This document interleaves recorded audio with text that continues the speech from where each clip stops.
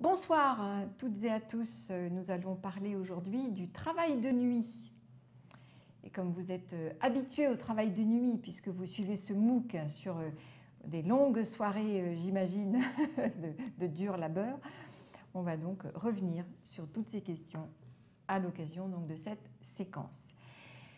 Alors de quoi va-t-on parler en matière de travail de nuit? Eh bien sur la définition du travail de nuit, sur la mise en place du travail de nuit, sur les éventuelles contreparties prévues pour le salarié en matière d'heures de nuit, et tout ça, et tout ça, et tout ça. Mais commençons d'abord par le cas que nous présente une nouvelle fois Rosa par rapport à son compagnon Tobias, qui nous dit qu'il a travaillé ces deux derniers soirs jusqu'à 22 heures en raison d'un gros problème survenu dans son entreprise. Et cela risque de se reproduire pendant encore quelques jours. Et donc Rosa se demande, comme vous le savez, elle veille toujours au grain par rapport à Tobias, elle se demande si Tobias a droit à des avantages liés au travail de nuit. Alors tout d'abord, avant de répondre à Rosa, voyons la définition du travail de nuit, que vous connaissez certainement par cœur. Le travail de nuit est défini par les conventions ou les accords collectifs. Bon, d'accord. Mais encore, il s'agit obligatoirement d'une période de travail d'au moins 9 heures consécutives, 7 heures dans certains secteurs, cette période étant accomplie dans l'intervalle entre minuit et 5 heures du matin. Et cette période de nuit, en principe, commence au plus tôt à 21 heures, 22 heures dans certains secteurs, et doit se terminer au plus tard à 7 heures. Donc en fait, on ne définit pas vraiment le travail de nuit, on définit le temps de travail de nuit et les tranches horaires de nuit. Par contre, le Code du travail définit précisément la notion de travailleur de nuit. Donc là, quelques éléments de réponse sûrement pour l'ami de Rosa. Un salarié est considéré comme travailleur de nuit dès lors qu'il accomplit au moins 2 fois par semaine, selon son horaire de travail habituel, au moins 3 heures de travail de nuit. Donc, dans les tranches horaires de nuit définies donc, par les accords collectifs, ou bien celles qu'on vient de voir à défaut de définition par les accords collectifs. Donc 2 fois par semaine, 3 heures de son temps sur les horaires de nuit, ou bien 270 heures de travail de nuit donc sur les tranches horaires de nuit pendant une période de 12 mois consécutifs ou selon d'autres modalités éventuellement prévues donc, dans la convention collective. Ou bien, si on n'est donc ni dans ce cas-là ni dans celui-là, un salarié sera considéré comme travailleur de nuit s'il travaille sur une autre durée minimum de nuit fixée par une convention ou un accord collectif de travail. Donc ça veut dire qu'en réalité, un travailleur de nuit ne peut pas être un travailleur occasionnel de nuit, sauf si les accords collectifs le définissent ainsi. Mais un travailleur de nuit, c'est donc celui qui travaille habituellement sur un certain nombre d'heures, ou alors d'une manière très régulière. Comment le travail de nuit peut-il être mis en place? Eh bien, par accord d'entreprise d'établissement, ou alors par un accord de branche, ou bien, en l'absence d'accord, par l'employeur, mais sous réserve d'une autorisation de l'inspecteur du travail. Quelle est la durée du travail de nuit? Elle est expressément prévue par le Code du travail, 8 heures consécutives maximum donc, par nuit, sauf dérogation prévue par accord collectif. On a une durée moyenne hebdomadaire de 40 heures qui peut aller jusqu'à 44 heures le cas échéant en cas d'accord collectif. Cette moyenne étant calculée sur un laps de temps de 12 semaines consécutives. Et le repos quotidien entre deux soirées, enfin 2 périodes de travail de nuit doit être de 11 heures, sauf exception liée à des travaux urgents et après information de l'inspecteur du travail. Quels sont les droits des salariés qui travaillent de nuit ou qui sont considérés comme travailleurs de nuit? Eh bien, le salarié a tout d'abord le droit de refuser de travailler la nuit si le travail de nuit est incompatible avec des obligations familiales impérieuses, comme la garde d'enfants, la prise en charge d'une personne dépendante, par exemple.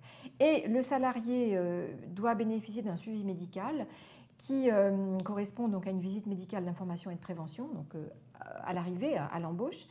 Et il a aussi droit à des modalités de suivi liées au travail de nuit qui seront déterminées par le médecin du travail, qui peut aussi, le cas échéant, prescrire des examens spécialisés complémentaires à la charge de l'employeur.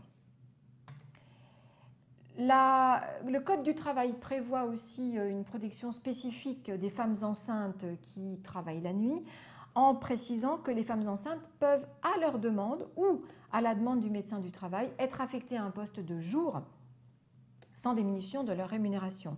Lorsque l'affectation est impossible, qu'on n'a pas d'offre sur des postes de jour à leur donner, l'employeur doit communiquer par écrit les motifs de cette impossibilité à la salariée et au médecin du travail. Et dans ce cas, la salariée ne continuera pas à travailler la nuit, non, pas du tout, mais dans ce cas-là, le contrat sera suspendu jusqu'à la date du début du congé de maternité et avec, bien sûr, garantie de rémunération.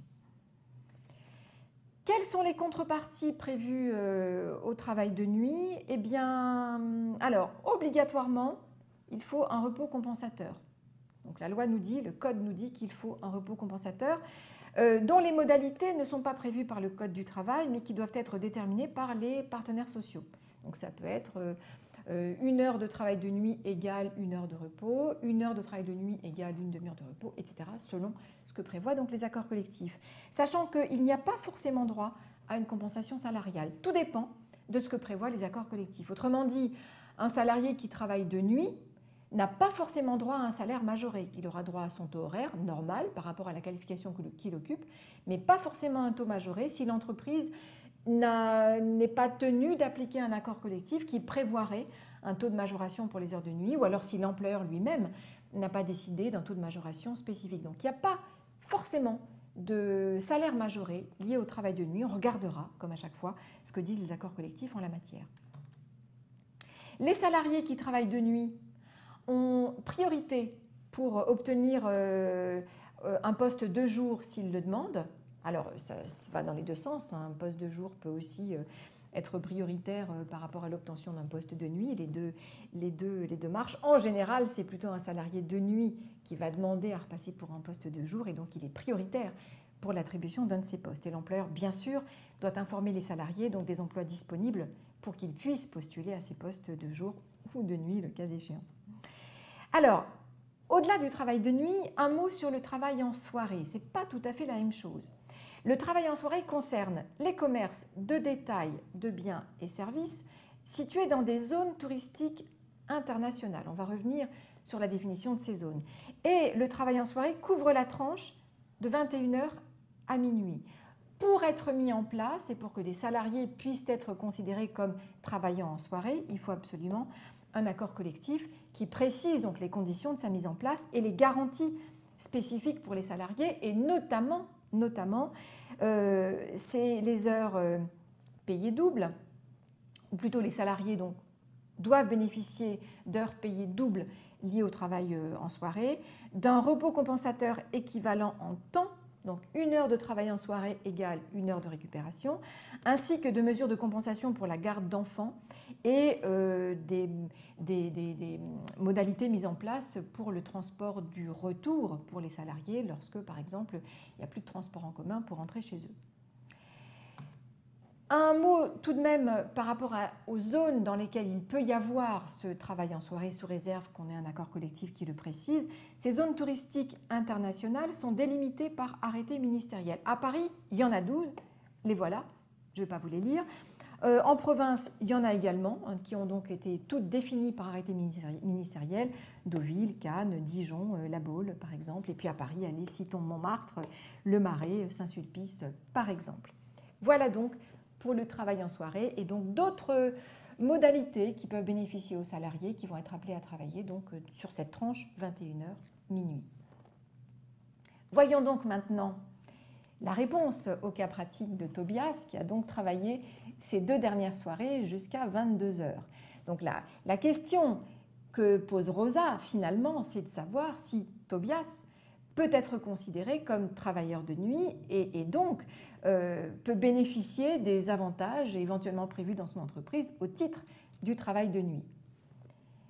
Pour répondre à Rosa et donc à Tobias, bien sûr, il faut revenir sur cette définition du travail de nuit. Tobias peut-il être considéré comme travailleur de nuit? Non, a priori non. Enfin, voyons ce que prévoient bien sûr les accords collectifs dans son entreprise, mais a priori, il n'en remplit pas les conditions.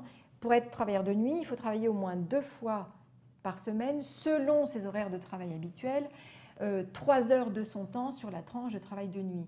Or, il ne s'agit pas d'heures de travail habituelles pour Tobias. Donc, évidemment, il ne peut pas être considéré comme travailleur de nuit. Donc, logiquement, il ne devra pas bénéficier des éventuelles contreparties prévues dans son entreprise liées au travail de nuit. Par contre, bien sûr, et attention, il aura droit au paiement des heures sup et, accessoirement, il faudra donc bien vérifier que les durées maximales quotidiennes et hebdomadaires n'ont pas été dépassées dans son histoire. Le fait de bosser jusqu'à 22 heures, ça peut peut-être entraîner un dépassement des heures maximales quotidiennes autorisées.